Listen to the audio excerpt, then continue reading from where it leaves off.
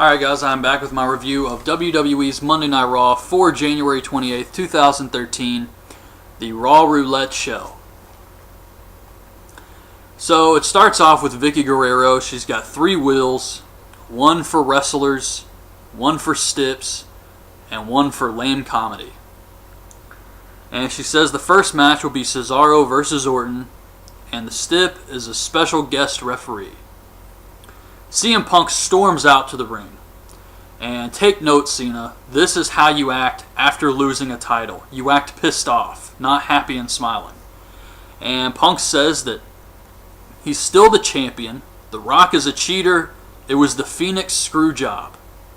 And Vince McMahon comes out and says he has a videotape showing proof of a scheme orchestrated by Paul Heyman and CM Punk involving the Shield. And later on tonight, he's going to review Paul Heyman's performance and talk about his contract.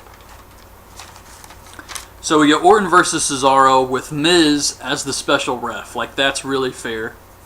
And Cesaro takes a backdrop to the floor, which was a sick bump. And Cesaro starts arguing with Miz. Orton hits him with an RKO for the win. It was a good match. Afterwards, Miz acts like he's going to help Cesaro up and hits him with the skull-crushing finale. Great babyface. Ryback spins the lame comedy wheel and lands on Make Me Laugh. This segment here, my God. So he's in the ring with the primetime players and they have to tell a joke. And Ryback says, I have a joke.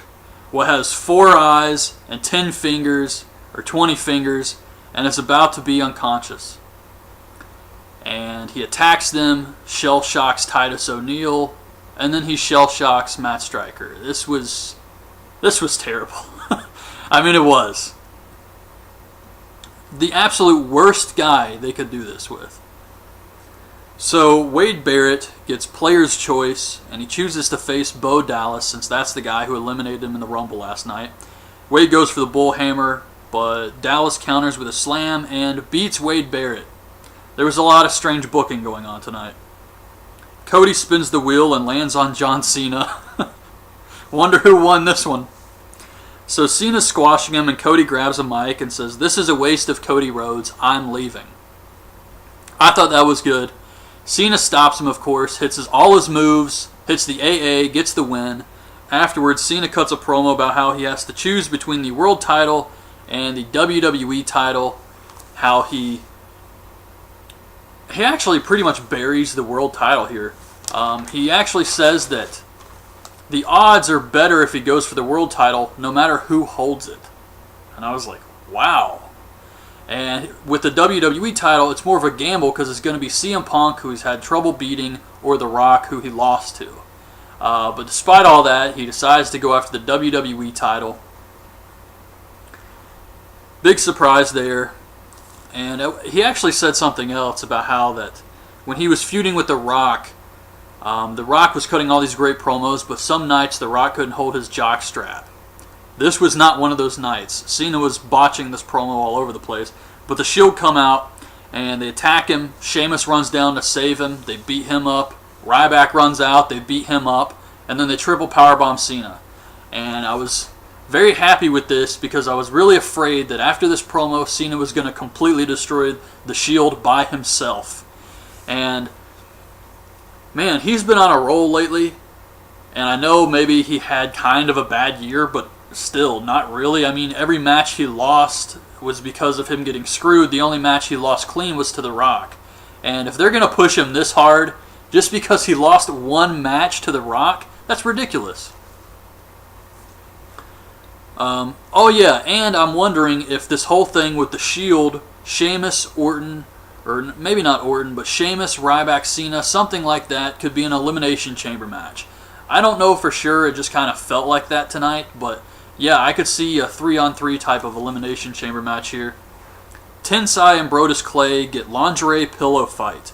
So Tensai is depressed about this and leaves. And Brodus gets to spin again and lands on Dance Off. Tensai comes out in a robe. He's wearing lingerie. He thought it was still the pillow fight match. He didn't know it was turned into a Dance Off. This was just sad, man. Golly, could you imagine having to go out there like that? That's so embarrassing. I mean, Jesus. I felt bad for the guy. Tensai does his dance, and backstage Farouk is watching and says, "Damn."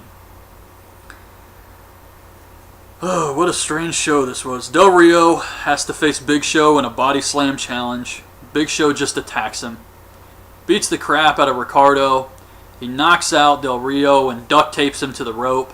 And then he just manhandles Ricardo in front of Del Rio. He's ripping his clothes off and just beating the shit out of him. And Del Rio's forced to watch all of this. And it was pretty awesome, actually. So he's beating up Ricardo. And Del Rio's watching, and he picks him up, and he says, "Just let him go." And Big Show acts like he's going to let him go, and then just punches Ricardo in the face. He duct tapes Del Rio some more. So much duct tape, you couldn't even see Del Rio's hand. And then he's just torturing Del Rio, kicking him, and then he punches him in the face, too. I thought this was great. It was kind of disturbing a little bit, but it was so just ridiculous that it was funny. Lumberjills match. Caitlyn versus Tamina. All the divas are dressed as Vegas showgirls. They all start fighting. That's about it. Rock comes out. Says winning the title was the greatest moment of his career. Punk's reign is finally over, and it's the start of a new era. So Punk comes out and yells at the fans about how in 20 years they will call him a genius. They're just too stupid to realize it. And he tells Rock he doesn't deserve the title. He should hand it back to him. And Rock tells Punk to come take it. Punk says he does things on his terms. And the rematch is set for Elimination Chamber. Sheamus versus Sandow in a tables match. Sandow works the injured shoulder, but Sheamus wins after putting Sandow through a table with white noise. It was okay. I like how they actually use the table a lot in this match. Obviously, with a tables match, you can only have one bump through the table. But they still used the tables. They were throwing them at each other. And I don't know. It wasn't that bad. WWE Karaoke with Zack Ryder and Khali.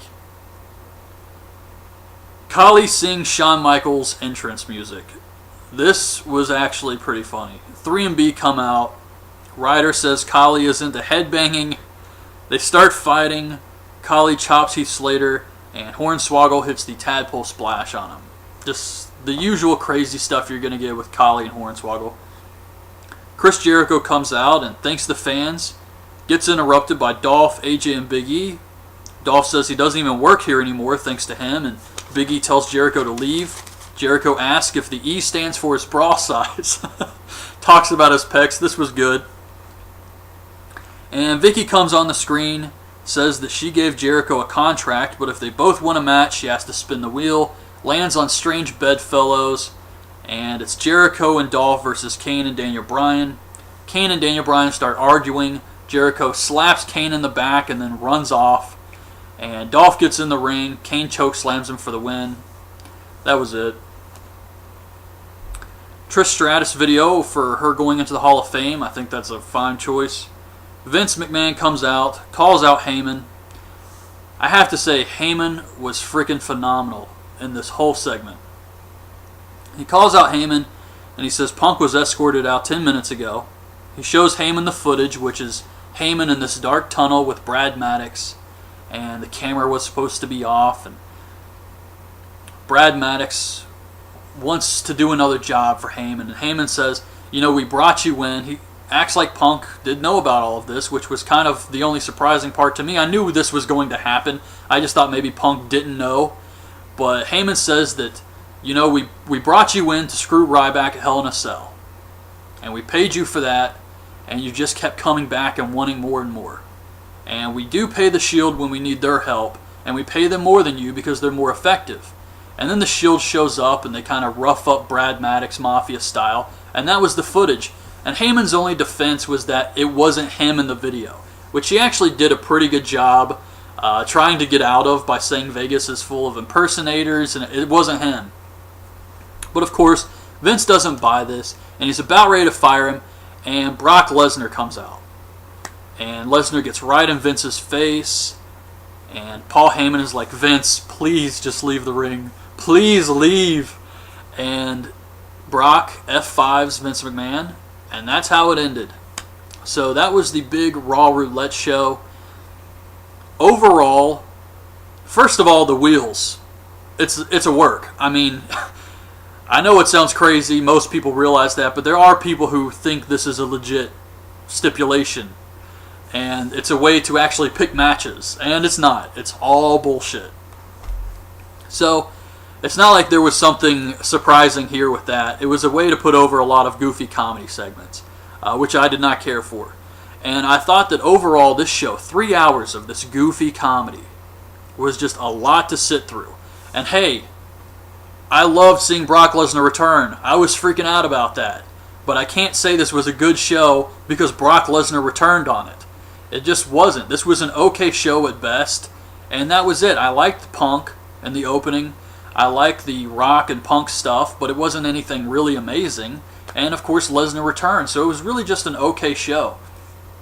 Now, I know the obvious choice is to have Brock Lesnar feud with Triple H now going into WrestleMania. But I'm hoping that something surprising happens. Maybe Vince says that he needs somebody to take out this monster. Somebody who's guaranteed to win at Mania. He's bringing in The Undertaker. I would like to see something like that happen. But anyways, as far as Raw goes, just an okay show. So that's my review of this week's episode of Raw. Hope you guys liked the video. Leave your thoughts on this week's show in the comments. And thanks for watching. Bye. Vince McMahon comes out and says he has a videotape showing proof of a scheme orchestrated by Paul Heyman and CM Punk involving the Shield. And later on tonight, he's going to review Paul Heyman's performance and talk about his contract. So we get Orton versus Cesaro with Miz as the special ref. Like, that's really fair. And Cesaro takes Cesaro versus Orton, and the stip is a special guest referee. CM Punk storms out to the ring. And take note, Cena, this is how you act after losing a title. You act pissed off, not happy and smiling.